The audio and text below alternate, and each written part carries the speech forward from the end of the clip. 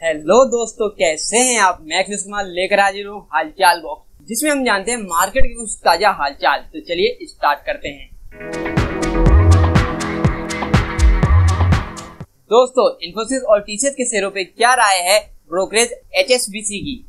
बताया जा रहा है ग्लोबल ब्रोकरेज एचएसबीसी ने इन्फोसिस पर बाय की रेटिंग दी है, साथ ही पर शेयर टारगेट प्राइस 1800 रुपए किया है।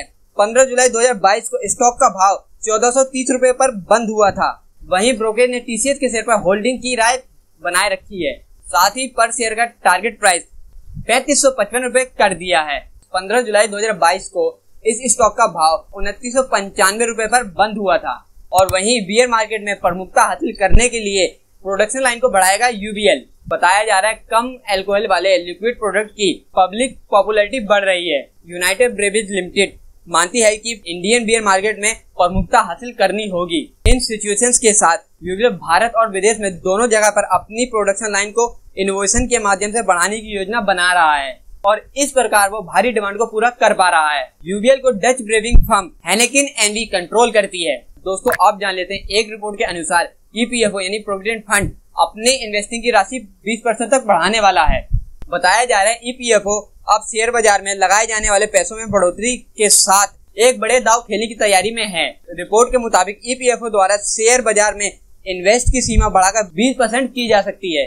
फिलहाल बाजार में ईपीएफओ के इन्वेस्ट की सीमा 15% है। रिपोर्ट में कहा गया है कि central board of trustees CBT की 29 और 30 जून को होने वाली बैठक में ईपीएफओ यह प्रस्ताव रख सकता है। इसी के साथ बढ़ते हैं हमारी नेक्स्ट खबर के ऊपर और जानते हैं इस स्टॉक के बारे में कि इसने अपने इन्वेस्टर के 1 लाख रुपए को 34 लाख रुपए में बदल दिया। मैं बात कर रहा हूँ पैकेजिंग इंडस्ट्री की small cap company GKP printing and packaging के शेयर में पिछले 6 महीनों में 60% से भी ज्यादा का रिटर्न दिया है। कंपनी के शेयरों ने 2 साल में इन्वेस्टरों के 1 लाख रुपए को 34 लाख रुपए में बदल दिया है। पिछले 1 महीने के दौरान इस स्टॉक ने अपने इन्वेस्टर को 25% का रिटर्न दिया है। 17 जुलाई 2020 को बीएसई पर जीकेपी प्रिंटिंग के शेयर 12.85 रुपए पर थे, जो आज 18 जुलाई 2022 को 221.55 रुपए पर बंद हुआ है। और इसी के साथ नेक्स्ट स्टॉक ने तो ऐसा कमाल कर दिया है, उसने अपने इन्वेस्टर को 2 लाख % का रिटर्न दिया है। जी हाँ दोस्तों, मैं बात कर रहा हूँ नॉन बैंकिंग फाइनेंशियल कंपनी अरमान फाइनेंशियल सर्विसेज लिमिटेड के शेयरों के बारे में, जिसने अपने इन्वेस्टर को छप्पड़ फाड़ कर रिटर्न्स दिए हैं। 11 मार्च 2004 को बीएसई पर इस कंपनी के शेयर 48 पैसे पर बंद हुए थे, जो 18 जुलाई 2022 को 1350.75 रुपए पर पहुंच गए हैं। इस दौरान कंपनी के शेयरों में 2 लाख % का रिटर्न्स दिया है। अगर किसी इन्वेस्टर ने मार्च 2004 में कंपनी में 1 लाख रुपए का इन्वेस्ट किया होगा, उसे बरकरार रखा होगा, तो उसे आज 28.14 करोड़ रुपए मिलेंगे। और इसी धमाकेदार रिटर्न्स के साथ आगे बढ़ते हैं। दोस्तों, बताया जा रहा है एचडीएफसी बैंक के शानदार क्वार्टर नतीजों के बाद बैंकिंग स्टॉक को लेकर एनालिस्ट बुलिश हैं। एक्सपर्ट मानते हैं कि आने वाले दिनों में एचडीएफसी बैंक के शेयरों में तेजी आ सकती है और यह शेयर 1900 रुपए तक पहुंच सकता है। देश के सबसे बड़े प्राइवेट बैंक एचडीएफसी बैंक ने अप्रैल जून महीने के दौरान में बैंक का शुद्ध प्रॉफिट 90% बढ़ाकर 9196 करोड़ रुपए था। एनालिस्ट का मानना है कि शेयरों में 49% की तेजी आ सकती है। और इसी के साथ मारुति सुजुकी कंपनी ने अपनी एक दमदार कार लॉन्च की मार्केट के अंदर। दोस्तों, मारुति सुजुकी ने नई शानदार कार एस्प्रेसो को लॉन्च किया है।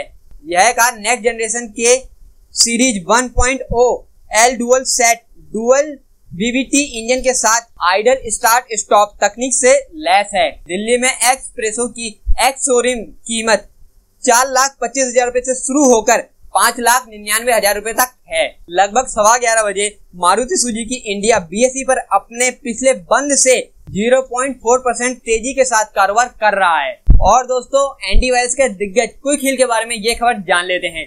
दोस्तों, बताया जा रहा है कैसे क्विक हिल के स्टॉक में आई तेजी। जून 2022 को समाप्त क्वार्टर के लिए कंपनी ने अनऑडिटेड फाइनेंशियल रिजल्ट के साथ साथ कंपनी की पूरी तरह से भुगतान किए गए इक्विटी शेयरों की बायबैक के प्रस्ताव पर विचार करने के लिए क्विक हिल की बोर्ड मीटिंग 21 जुलाई 2022 को बैठक होने वाली है।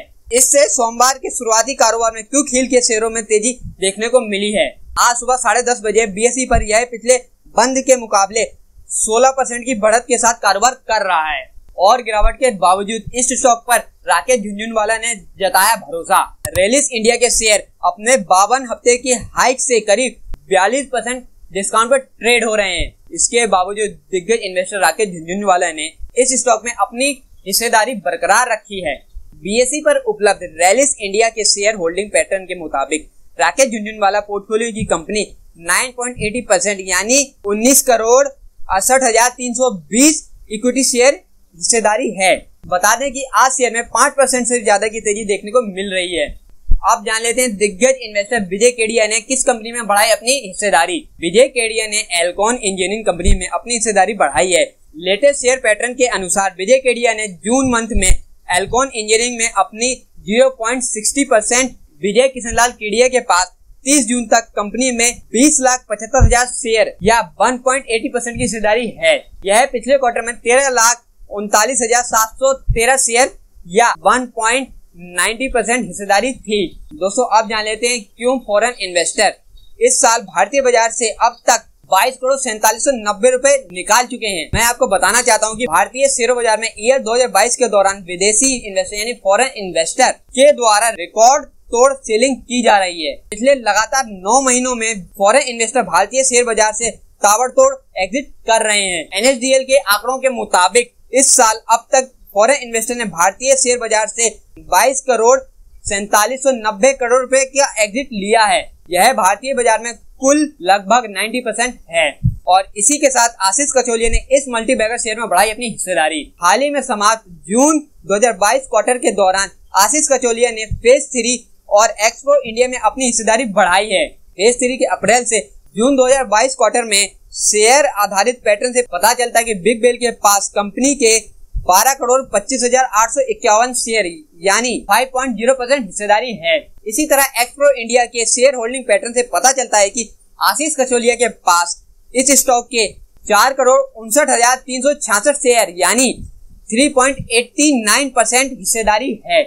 दोस्तों अब जान लेते हैं बैंकिंग सेक्टर के बारे में। फर्स्ट क्वार्टर के रिजल्ट के बाद HDFC के बैंक के शेयर के साथ क्या करना चाहिए। फाइनेंशियल ईयर 2023 के एंड की पहले फर्स्ट क्वार्टर में HDFC का शुद्ध मुनाफा 18.79% बढ़कर 9,195.99 करोड़ रुपए होने के बावजूद 18 जुलाई के शुरुआती सौदों के दौरान इसके शेयर की कीमत गिर गई है। इसके बाद क्रेडिट स्विस ने इस फाइनेंशियल ईयर 2023-24 के लिए EPS के अनुपात में 2 से 3% की वृद्धि की और बैंक के स्टॉक पर 17% से अधिक रिटर्न देने का अनुमान जताया है। अब जान लेते हैं बैंक ऑफ महाराष्ट्र में जून 2022 में कैसे हुआ profit double. Bank of Maharashtra ने बताया है कि फाइनेंशियल ईयर 2023 की पहले क्वार्टर में उसका शुद्ध प्रॉफिट दुगने से अधिक बढ़कर 451.90 करोड़ रुपए हो गया है, जबकि पिछले फाइनेंशियल ईयर में कंपनी को 208.1 करोड़ रुपए का शुद्ध प्रॉफिट हुआ था। हालांकि जून 2022 को समाप्त